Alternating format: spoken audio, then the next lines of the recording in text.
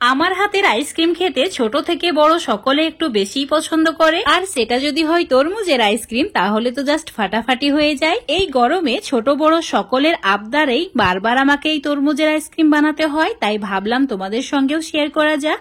আজকে এই তরমুজের আইসক্রিম বানানোর জন্য লাগবে 1 কিলো তরমুজ, আর একটু লাল দেখিয়ে নেওয়ার চেষ্টা করবে, তাহলে আইসক্রিমটাও একদম পারফেক্ট হবে। তো ঠিক এইভাবে স্লাইস করে কেটে নিতে হবে। তারপরে একটা বড় বাটির উপরে এরকম একটা ছাকনা নিতে হবে, আর এইভাবে ঘষে নিতে হবে। আর অবশ্যই চেষ্টা করবে তরমুজের টুকরোগুলো এইভাবে ঘষে নিতে, তাহলে পিসগুলো খুবই সহজে আলাদা হয়ে যাবে আর জুসটাও বেরিয়ে যাবে। এখানে তরমুজের জুস বের করার জন্য মিক্সার মেশিনের মধ্যে তরমুজের টুকরোগুলো অ্যাড করবে না, তাহলে তরমুজের বীজগুলো গলে যায় আর আইসক্রিম খেতে একদমই ভালো হয় না। এভাবে ছেঁকে নেওয়ার চেষ্টা করবে, দেখবে খুব সহজে জুসটা আলাদা হয়ে যাবে। এখন আমার এখানে অনেকটাই জুস বেরিয়ে গেছে, তো একটা ছোট বাটির মধ্যে 2 হাতা মতো জুস আমি আলাদা করে নিচ্ছি। আর এরই মধ্যে 1 চামচ কর্নফ্লাওয়ার অ্যাড করছি, যাতে খুব ভালো করে এটা মিশে যায়। আর এই মিশ্রণটা সাইডে রেখে দিতে হবে। অবশ্যই এভাবে একটা মিশ্রণ রেডি করে রাখার চেষ্টা করবে।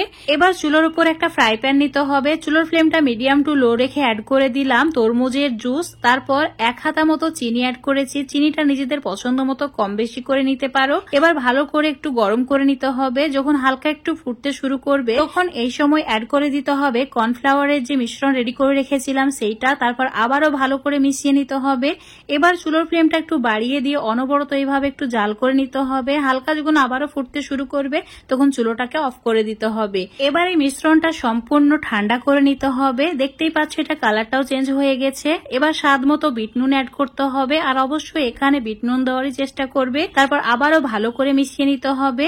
এবার একটা কাপে এইভাবে মিশ্রণটা নিয়ে নিতে হবে। তারপর এখানে আইসক্রিম মোল্ড নিয়েছি। এই আইসক্রিম মোল্ডের মধ্যে তরমুজের মিশ্রণটা অ্যাড করে দিতে হবে। তোমরা চাইলে যে কোনো কফি কাপ বা চায়ের কাপগুলোতেও এই আইসক্রিমটা জমিয়ে নিতে পারো। তো তোমাদের ইচ্ছা মতো বিভিন্ন শেপের মোল্ড দিয়েও এটা জমিয়ে নিতে পারবে। তো তরমুজের মিশ্রণটা অ্যাড করার পর ঠিক এইভাবে ঢাকা দিয়ে দিতে হবে। তোমরা চাইলে ফয়েল পেপার দিয়েও ঢাকা দিতে পারো বা মোটা যে কোনো পলিথিন দিয়েও ঢাকা দিয়ে দিতে পারো। তারপর এইভাবে স্টিকগুলোকেও দিয়ে দিতে হবে, তাহলে এটা রেডি হয়ে যাবে। এবার 12 ঘন্টার জন্য ডিপ ফ্রিজারে রেখে দিতে হবে, তাহলে এটা একদম সেট হয়ে যাবে। তো এখন তোমাদের 12 ঘন্টা পর দেখাচ্ছি। দেখতেই পাচ্ছ কত সুন্দর একটা কালার এসছে আর একদমই পারফেক্ট হয়েছে। খুবই সহজে এটা ডিমোল্ড হয়ে যায়। আমি যত রকমেরই আইসক্রিম বানিয়েছি আমার কাছে সবচেয়ে সহজ মনে হয় এই তরমুজের আইসক্রিম বানানো। এতটাই ইজি যে যখন মন তখন বানিয়ে নিতে পারি। তো অবশ্যই বাড়িতে এভাবে একবার তরমুজের আইসক্রিম বানিয়ে খেয়ে দেখবে। আশা করছি তোমাদের এটা খেয়ে অনেক ভালো লাগবে। আজকের রেসিপিটা ভালো লাগলে অবশ্যই লাইক শেয়ার কমেন্ট করে দেবে। ফেসবুক পেজ থেকে দেখলে পেজটাকে ফলো করে নেবে। ইউটিউব থেকে দেখলে চ্যানেলটাকে সাবস্ক্রাইব করে রাখবে আরো এরকম রেসিপিগুলো পাওয়ার জন্য। তো বন্ধুরা অবশ্যই একবার ট্রাই করে দেখবে।